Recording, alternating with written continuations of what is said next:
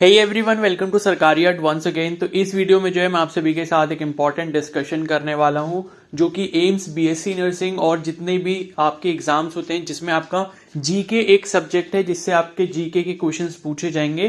तो ये वाला जो वीडियो है ये आपके लिए काफी ज्यादा इंपॉर्टेंट होने वाला है। ठीक है, तो एम्स बीएससी नर्सिंग हमारा टारगेट है, और बाकी जैसे आपका यूपी में बीएससी नर्सिंग है या कहीं का और भी बीएससी नर्सिंग है या फिर कोई भी एंट्रेंस एग्जाम है, चाहे वो पैरामेडिकल का हो, बीएससी नर्सिंग का हो या फिर कोई और अदर एग्जाम हो, सपोज नॉर्सेट भी है, तो उसके में अगर आप उसमें अगर आपका जीके का पोर्शन है, जीके आपसे पूछा जा रहा है, तो ये वीडियो आपके लिए काफी ज्यादा इंपॉर्टेंट रहने वाला है। ठीक है, तो हम लोग ये पार्ट 2 कर रहे हैं। पार्ट 1 मैंने ऑलरेडी करवा रखा है, तो इनकेस अगर आपने वो वीडियो नहीं देखी तो वो देख लेना।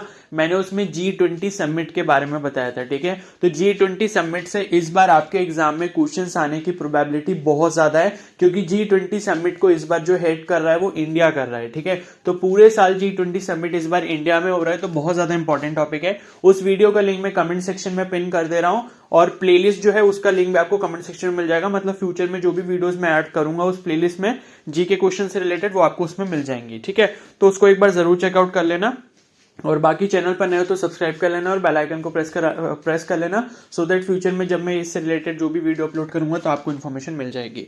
तो इस वीडियो में जो हम लोग अपना डिस्कशन करेंगे वो करेंगे इंपॉर्टेंट हेडक्वार्टर से रिलेटेड। ठीक है, तो एम्स में खासकर जो है इस टॉपिक पर क्वेश्चंस पिछले कई सालों में रिपीट होते हुए देखे गए हैं। ठीक है, कि एक ना एक क्वेश्चन जो है इस टॉपिक से पूछा जाता है, तो ये टॉपिक जो है आपका काफी ज्यादा इंपॉर्टेंट है।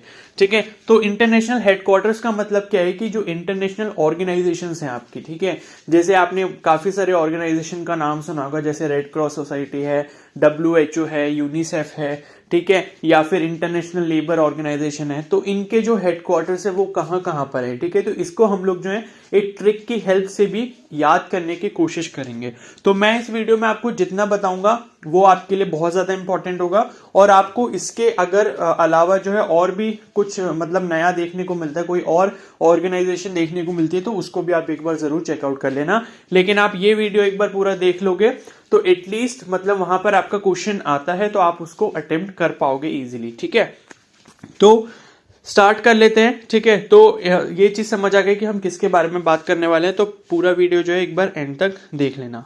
ठीक है, तो मैं ये टेक्स्ट बुक की वेबसाइट है वहीं से आपको बता रहा हूँ ये ट्रिक। ठीक है, तो मैं ऐसी मतलब मटेरियल आपके लिए ढूंढता रहता हूँ, फिर जो भी मुझे सही लगता है वो फिर मैं आपके साथ शेयर कर देता हूँ ईजी एक्सप्लेनेशन के साथ। ठीक है, तो पहली चीज आपको क्या ध्यान रखनी है कि यहां पर देखो जो फर्स्ट पॉइंट लिखा है, international organisation starting with world and ending with organisations have headquarters in Geneva.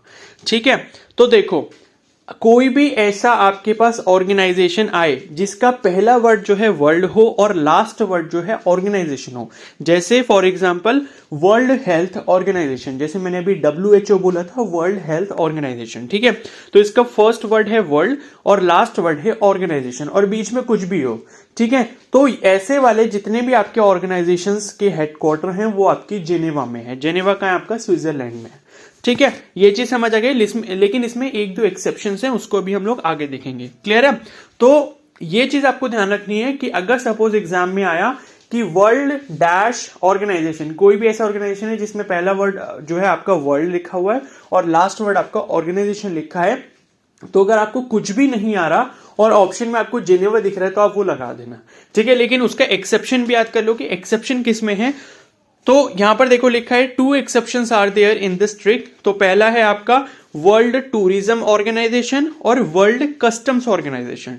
ठीक है, तो वर्ल्ड टूरिज्म ऑर्गेनाइजेशन का जो आपका हेडक्वार्टर वो आपका मैड्रिड में है, और वर्ल्ड कस्टम ऑर्गेनाइजेशन का जो आपका हेडक्वार्टर है वो आपका ब्रसेल्स में। ब्रसेल्स जो है वो आपकी बेल्जियम की कैपिटल है। ठीक है, तो ये चीज आपको समझ आ गई, क्लियर है। ठीक है, तो टूरिज्म और कस्टम ये दोनों आपको याद रखने हैं कि वर्ल्ड के साथ अगर टूरिज्म आ रहा है, वर्ल्ड के साथ कस्टम आ रहा है, तो इन दोनों के हेडक्वार्टर जेनेवा में नहीं है। इनके कहां पर है, एक का मैड्रिड में है, एक का ब्रसेल्स में। तो ये चीज आपको लिख लेनी है। ठीक है, साथ में अगर कहीं पर नोट करोगे तो वो ज्यादा बेटर रहेगा, ताकि फ्यूचर में आप उसको रिवाइज कर पाओ।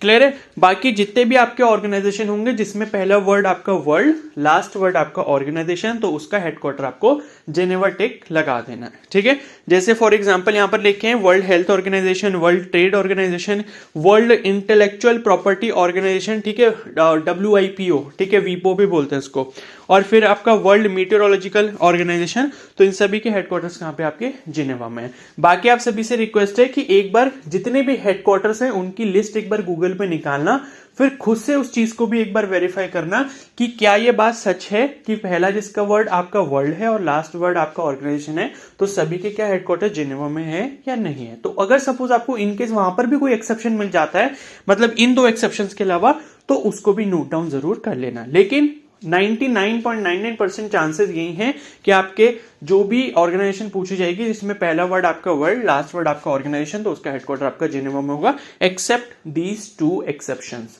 ठीक है, ये चीज क्लियर हो गई। बाकी मैंने इसलिए बोला उसको फाइंड आउट करने के लिए ताकि उससे आपका नॉलेज और ज्यादा बढ़े। क्लियर है। अब दूसरा पॉइंट पढ़ते हैं। World organisation starting with international and ending with organisation have headquarters in Geneva. ठीक है, तो ऊपर वाले की तरह सेम ट्रिक ये भी है जिसमें आपका पहला वर्ड इंटरनेशनल होगा। अभी हमने जो ऊपर पढ़ा उसमें पहला वर्ड आपका क्या था, वर्ल्ड था। अब इस वाले में क्या इंटरनेशनल है, लास्ट वर्ड क्या होगा, ऑर्गेनाइजेशन। तो ऐसा अगर कोई हेडक्वार्टर का नाम आपको देखने को मिलता है तो उसका भी हेडक्वार्टर आपका जो है जेनेवा में ही रहेगा। इसकी एक इन्होंने एक्सेप्शन दे रखा है, वो मैं आपको बताता हूं अभी। तो फॉर एग्जांपल यहां पर देख लेते हैं, जैसे आपका इंटरनेशनल लेबर ऑर्गेनाइजेशन हो गया, ILO, ठीक है। उसके बाद इंटरनेशनल स्टैंडर्डाइजेशन ऑर्गेनाइजेशन यानी कि ISO, ठीक है। ISO आपने सुना होगा, ISO मतलब कई जगह पर लिखा होता है, ब्रांड्स के आगे लिखा होता है, ठीक है। तो ये क्या करते हैं, ये ऑर्गेनाइजेशन सभी चीजों को स्टैंडर्डाइज करने का काम करती है, ठीक है। और उसके बाद नेक्स्ट आपका international red cross organisation. Starting में मैंने इसका नाम लिया था रेड क्रॉस सोसाइटी या फिर इंटरनेशनल रेड क्रॉस ऑर्गेनाइजेशन, ठीक है। तो इस तरीके के भी जो आपके ऑर्गेनाइजेशन रहेंगे जिसमें पहला वर्ड आपका इंटरनेशनल, लास्ट वर्ड आपका ऑर्गेनाइजेशन, तो इनके हेडक्वार्टर्स आपके कहां पर हैं, जेनेवा में ही हैं। इसका एक्सेप्शन क्या है, तो इसका एक्सेप्शन है इंटरनेशनल मैरीटाइम ऑर्गेनाइजेशन, IMO। तो इंटरनेशनल मैरीटाइम ऑर्गेनाइजेशन का जो आपका हेडक्वार्टर है वो कहां पर है, लंदन में है, ठीक है। तो लंदन UK, ठीक है। तो आपका लंदन UK जो है यहां पर इसका हेडक्वार्टर है। बाकी जितने होंगे सभी का जेनेवा रहेगा, ठीक है। नेक्स्ट चलते हैं। तो आपको जो है एक सेंटेंस याद करना है क्योंकि इसमें 3-4 और आपके ऑर्गेनाइजेशंस आ जाएंगे जिसके हेडक्वार्टर एक पर्टिकुलर जगह पर होंगे, ठीक है। तो सपोज फॉर एग्जांपल ये सेंटेंस आपको याद करना है, when nuclear weapons strike a nation its trade and development gets affected and people become refugees. Now the headquarters of these 3 organisation are in Geneva, ठीक है। तो एक सिंपल सा स्टेटमेंट है जो कि एक यूनिवर्सल ट्रुथ भी है कि जब किसी नेशन मतलब जब किसी कंट्री पर क्या होता है, न्यूक्लियर वेपन का अटैक होता है, ठीक है। न्यूक्लियर अटैक होता है तो उस टाइम पर क्या होता है, उसका जो ट्रेड एंड डेवलपमेंट होता है, उसका जो व्यापार होता है, जो बिजनेस होता है, जो इकोनॉमी होती है, वो अफेक्ट होती है। क्या होती है, अफेक्ट होती है और वो नेगेटिव साइड पर जाती है। And people become refugees, people refugees बन जाते हैं। रेफ्यूजीज का मतलब होता है भगोड़े। तो वहां वो लोग क्या करने लगते हैं, उस कंट्री को छोड़ के दूसरी कंट्री जाने लगते हैं एक भगोड़े की तरह, ठीक है, रेफ्यूजी की तरह। क्लियर है। तो ये सेंटेंस आपको लिख लेना है। अब इसमें जो हाईलाइटेड वर्ड है वही हमारे ऑर्गेनाइजेशन हैं, ठीक है। तो पहला वर्ड हमारा न्यूक्लियर वेपन है, तो इसके लिए इन्होंने जो ऑर्गेनाइजेशन लिखा है वो लिखा है यहां पर international campaign to abolish nuclear weapon, ICAN, ठीक है। इसका फुल फॉर्म भी आपको पता होना चाहिए। ICAN का क्या है, international campaign to abolish nuclear weapon. तो इसका हेडक्वार्टर कहां पे हो गया, जेनेवा में। नेक्स्ट आपका हाईलाइटेड वर्ड है ट्रेड एंड डेवलपमेंट, ठीक है। ये मोस्ट इंपॉर्टेंट है ये वाला भी। तो ये कौन सा ऑर्गेनाइजेशन है, united Nations conference on trade and development, UNCTAD, ठीक है। तो इसका भी हेडक्वार्टर कहां आपका, जेनेवा में है। और उसके बाद नेक्स्ट है united Nations high commissioner for refugees, UNHCR, ये भी मोस्ट इंपॉर्टेंट है और इसका भी आपका हेडक्वार्टर कहां पे, जेनेवा में, ठीक है। तो इस स्टेटमेंट से हमने जो है 3 और क्या कर लिए, याद कर लिए आपके हेडक्वार्टर के, मतलब जो हेडक्वार्टर के प्लेसेस हैं इन ऑर्गेनाइजेशंस के लिए, ठीक है। तो ये चीज याद हो गई। तो मैं बार बार रिवाइज भी इसीलिए करवा रहा हूं ताकि ये सुनते सुनते आपके दिमाग में बैठ जाए, ठीक है। तो पहली चीज हमने क्या पढ़ी कि पहला जिसका वर्ड वर्ल्ड होगा, लास्ट वर्ड आपका ऑर्गेनाइजेशन होगा, उन सभी के आपके हेडक्वार्टर कहां पे रहेंगे, जेनेवा में। उनके 2 एक्सेप्शंस हैं। 2 एक्सेप्शंस कौन कौन से हैं दिखा देता हूं, वर्ल्ड टूरिज्म ऑर्गेनाइजेशन और वर्ल्ड कस्टम ऑर्गेनाइजेशन। टूरिज्म का कहां है, मैड्रिड में, कस्टम का कहां है, ब्रसल्स में। उसके बाद नेक्स्ट क्या है, जिसका पहला वर्ड आपका इंटरनेशनल होगा, सेकंड वर्ड आपका ऑर्गेनाइजेशन, सॉरी सेकंड नहीं, लास्ट वर्ड ऑर्गेनाइजेशन होगा। उन सभी के हेडक्वार्टर पे क्या होंगे, जिनेवा में। और उसका एक एक्सेप्शन है, कौन सा, इंटरनेशनल मैरीटाइम ऑर्गेनाइजेशन, जिसका आपका हेडक्वार्टर है लंदन यूके में। ठीक है, उसके बाद आपको ये वाला स्टेटमेंट याद करना है, when nuclear weapons strike a nation its trade and development gets affected and people become refugees. और इनमें जो जो हाईलाइटेड वर्ड है उनसे रिलेटेड अभी हमने ये ऑर्गेनाइजेशंस देख लिए। ठीक है, तो ये आपको याद करना है। उसके बाद नेक्स्ट स्टेटमेंट है जिससे हम लोग कुछ और ऑर्गेनाइजेशन के हेडक्वार्टर्स को याद करेंगे, तो वो स्टेटमेंट है petroleum and atomic energy is important for industrial development in Vienna. ठीक है, ये चीज क्लियर हो गई। तो पेट्रोलियम और एटॉमिक एनर्जी जो वो किसी भी नेशन के लिए बहुत ज्यादा इंपॉर्टेंट होती है उसके इंडस्ट्रियल डेवलपमेंट के लिए, क्योंकि पेट्रोलियम और एटॉमिक एनर्जी जो है वो हमारे रिसोर्सेज हैं, किसके, एनर्जी जनरेशन के। ठीक है, तो अगर हमारे पास एनर्जी नहीं होगी तो हम लोग इंडस्ट्रीज को कैसे रन करेंगे। ठीक है, तो इन्होंने वियना के बारे में ये बात लिखी है। तो पेट्रोलियम और एटॉमिक एनर्जी किसके लिए इंपॉर्टेंट है, इंडस्ट्रियल डेवलपमेंट के लिए, कहां पर, वियना में। तो अब इसी हाईलाइटेड वर्ड से हम लोग हेडक्वार्टर्स देख लेंगे। और लास्ट में ये जो वियना लिखा है, ये वियना ही एक जगह है। ठीक है, अभी मुझे कंट्री याद नहीं आ रही कि ये किसी की शायद कैपिटल ही है। ठीक है, तो वो मेरे को अभी याद नहीं आ रहा, लेकिन ये याद रखना कि इन सभी के हेडक्वार्टर कहाँ पे, आपके वियना में। तो ऑर्गेनाइजेशन कौन कौन सी है, तो पहला आपका क्या था, पेट्रोलियम एंड एटॉमिक एनर्जी। ठीक है, तो पेट्रोलियम से आपका कौन सा वाला ऑर्गेनाइजेशन है, organisation of the petroleum exporting countries, OPEC. ठीक है, तो ओपेक का आपको याद रखना है कहां पर हेडक्वार्टर है, वियना में। उसके बाद है international atomic energy agency, IAEA। ये मोस्ट इंपॉर्टेंट है, जितनी भी सारी ऑर्गेनाइजेशन हम लोग पढ़ रहे हैं बहुत ज्यादा इंपॉर्टेंट है। ठीक है, तो IAEA इसका जो आपका हेडक्वार्टर है वो भी कहां पर है, वियना में। उसके बाद नेक्स्ट है united nations in industrial development organisation.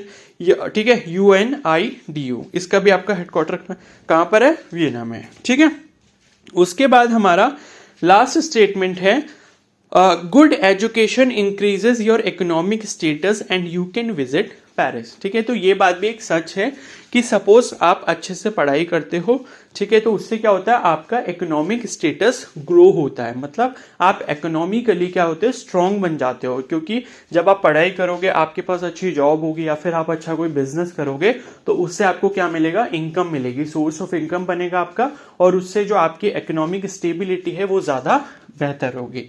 ठीक है, और उससे क्या होगा, उसके बाद आप पेरिस घूमने जा सकते हो। ठीक है, क्योंकि पेरिस जाना है यानी कि फ्रांस जाना है, तो वहां पर क्या है, आपको फ्लाइट से जाना पड़ेगा, टिकट्स बुक करनी पड़ेगी, उसके लिए क्या चाहिए होगा, मनी चाहिए होगा। तो मनी कब मिलेगा, जब आप अच्छे से पढ़ाई करोगे, आपकी अच्छी जॉब होगी, अच्छा बिजनेस हो गया, जो भी आप फ्यूचर में करते हो, उसके बाद आप पेरिस जा सकते हो। तो यही स्टेटमेंट यहाँ पर लिखा हुआ है। अब ये हाईलाइटेड वर्ड्स को देख लेते हैं, और हमें लास्ट में क्या लिखा हुआ है, पेरिस। तो इनके हेडक्वार्टर कहाँ पे होंगे, पेरिस में होंगे। तो पहला इन्होंने ऑर्गेनाइजेशन लिखा है, organisation for economic cooperation and development, OECD। ठीक है, organisation for economic cooperation and development, OECD, इसका हेडक्वार्टर कहाँ पे है, पेरिस में।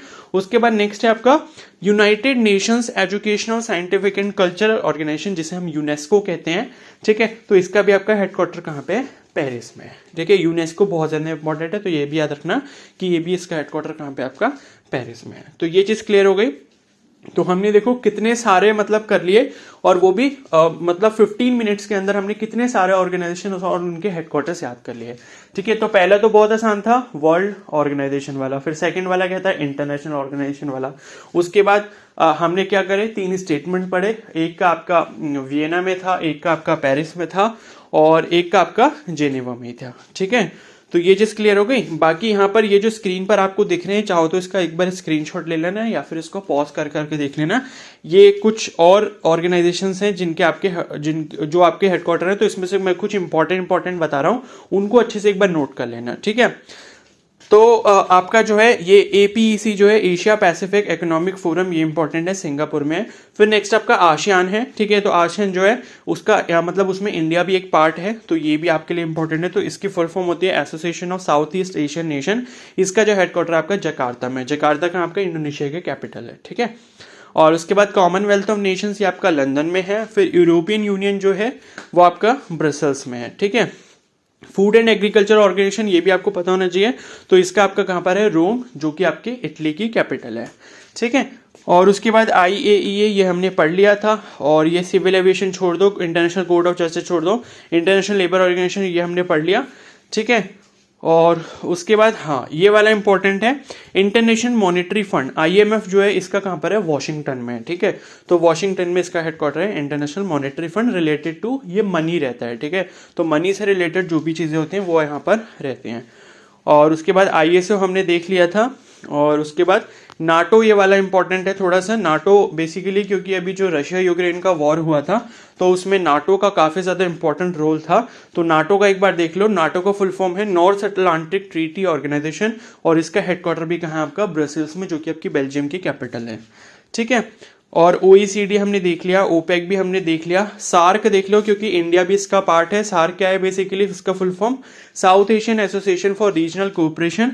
तो इसका आपका जो हेडक्वार्टर है वो आपका काठमांडू में, जो कि आपकी नेपाल की कैपिटल है, ठीक है। और एटॉमिक एनर्जी ये छोड़ दो, ये वाला भी छोड़ दो, ठीक है। और UNCTAD ये अभी हमने देखा ही था, ये जेनेवा में है। और उसके बाद जो है ये वाला थोड़ा सा इंपॉर्टेंट है, UNDP, ठीक है, कई बार पूछ लिया जाता है, यूनाइटेड नेशंस डेवलपमेंट प्रोग्राम। इसका आपका हेडक्वार्टर कहाँ पे, न्यूयॉर्क में है, तो इसे भी नोट कर लेना, ठीक है। और ये नेक्स्ट वाला है UNEP, ये भी इंपॉर्टेंट है, united nations environment programme, Nairobi, ठीक है। नैरोबी शायद कीनिया की कैपिटल है, एक बार इसको चेक कर लेना, ठीक है। यूनेस्को हमने देख लिया, UNFCCC छोड़ दो, UNFPA ये भी छोड़ दो, UNHCR ये हमने देख लिया। यूनिसेफ इंपॉर्टेंट है, ठीक है, united nations international children's education fund, ठीक है। तो इंटरनेशनल भी आता है, I फॉर इंटरनेशनल इसमें, तो इसका जो हेडक्वार्टर है वो आपका न्यूयॉर्क में है, क्लियर है। और यूनो देख लो, यूनाइटेड नेशंस ऑर्गेनाइजेशन, इसका भी आपका न्यूयॉर्क में है, USA, क्लियर है। और WHO हमने देख लिया। और वर्ल्ड मीटरोलॉजिकल ऑर्गेनाइजेशन ये मैंने बता ही दिया, जिसका पहला वर्ल्ड होगा, लास्ट वर्ल्ड ऑर्गेनाइजेशन होगा, उन सभी के कहाँ पर होंगे, जिनेवा में रहेंगे। वर्ल्ड बैंक आपका कहाँ पे है, वॉशिंगटन में। और वर्ल्ड बैंक से रिलेटेड एक और इन्फॉर्मेशन मैं दे दूं कि वर्ल्ड बैंक के जो अभी CEO या फिर डायरेक्टर जो भी थे, तो वो अभी कोई इंडियन बने थे, ठीक है। तो वो कोई सिख थे, वो अभी इंडियन ही बने थे, मतलब वो NRI थे, इंडियन ओरिजिन के थे। तो उनका नाम एक बार जरूर देख लेना, ये क्वेश्चन आपसे पूछा जा सकता है कि वर्ल्ड बैंक के CEO कौन बने हैं रिसेंटली, ठीक है। CEO या फिर डायरेक्टर ऐसा कुछ था उसमें, मैंने पढ़ा था, ठीक है। तो वो एक बार इसको चेकआउट कर लेना। तो इसका भी आपका हेडक्वार्टर कहाँ पे, वॉशिंगटन में। और हो सके तो मुझे कमेंट सेक्शन में बताना कि वो कौन है वर्ल्ड बैंक के जो अभी रिसेंटली बने हैं, जो इंडियन ओरिजिन के, ठीक है। और ये वाला हमने देख लिया था, वर्ल्ड इंटेलेक्चुअल प्रॉपर्टी ऑर्गेनाइजेशन, क्योंकि इसमें भी पहला वर्ड आपका वर्ल्ड है, लास्ट वर्ड आपका ऑर्गेनाइजेशन है, तो इसका भी कहाँ पे होगा, जिनेवा में, वीपो का, ठीक है। और वर्ल्ड टूरिज्म ऑर्गेनाइजेशन ये हमने पढ़ा था, ये आपका किसका एक्सेप्शन था ना इसी का, तो ये आपका मैड्रिड में हो गया, ठीक है। तो मैंने जो है मोस्ट इंपॉर्टेंट जितने भी तक करवा दिए हैं। अब ये है कि आपने इतने भी अगर अच्छे से कर लिए एक बार, मतलब अगर इसको नोट कर लिया है, अभी तक नहीं भी करे तो एक बार दोबारा से वीडियो देख के नोट कर लेना। और नोट करने के बाद अगर आपने इसका रिविजन एक दो बार कर लिया ना, तो अगर सपोज इससे रिलेटेड, इस टॉपिक से रिलेटेड कोई भी क्वेश्चन आता है, तो अगर आपको सपोज वो एग्जैक्टली नहीं भी पता होगा तो आप एलिमिनेशन से कर लोगे उसको, ठीक है। मान लो कोई भी इससे हट के आ गया, सपोज इनमें से वैसे आएगा ही, 99% चांसेस है कि कुछ भी अगर पूछेंगे तो इनमें से तो आ ही जाएगा, क्योंकि हमने इतने सारे हेडक्वार्टर्स देख लिए हैं। लेकिन फिर भी क्या है कि नहीं आया तो आप एलिमिनेशन से 3 को साइड कर दोगे और आपके पास एक जो बचेगा वो आपका करेक्ट आंसर हो जाएगा, ठीक है। तो ये चीज़ जो है काफ़ी ज़्यादा इंपॉर्टेंट थी, तो मैंने सोचा मैं आपको करवा दूं। और इसी तरीके से और भी जो इंपॉर्टेंट टॉपिक्स होंगे उनसे रिलेटेड मैं आपको क्वेश्चंस करवाता रहूंगा, ठीक है। तो अगर ये वीडियो हेल्पफुल लगी हो, मज़ा आया हो इसको पढ़ने में, ठीक है, और दिमाग में घुस गया हो ये अच्छे से, तो इस वीडियो को ज़रूर लाइक कर देना। चैनल पर नए हो तो सब्सक्राइब कर सकते हो और बेल आइकन को प्रेस कर सकते हो। और कोई डाउट है तो मुझे कमेंट सेक्शन में बता देना, या फिर इस मटेरियल में कुछ भी गड़बड़ या कुछ भी करेक्शन करना हो तो मुझे बता देना, ठीक है। क्योंकि मैं भी किसी सोर्स से ही इस चीज़ को ले रहा हूँ, लेकिन ये ट्रस्टेड सोर्स है, ऐसा वैसा सोर्स नहीं है। लेकिन फिर भी अगर किसी को लगता है कि हाँ ये चीज़ गलत थी तो आप मुझे करेक्ट कर सकते हो, ठीक है, कोई प्रॉब्लम नहीं उसमें। तो इस वीडियो को मैं यहीं पर एंड करता हूँ। I hope this video was helpful for you, और इस तरीके की और भी वीडियोज में लेकर आता रहूँगा। Okay, so thank you and have a nice day.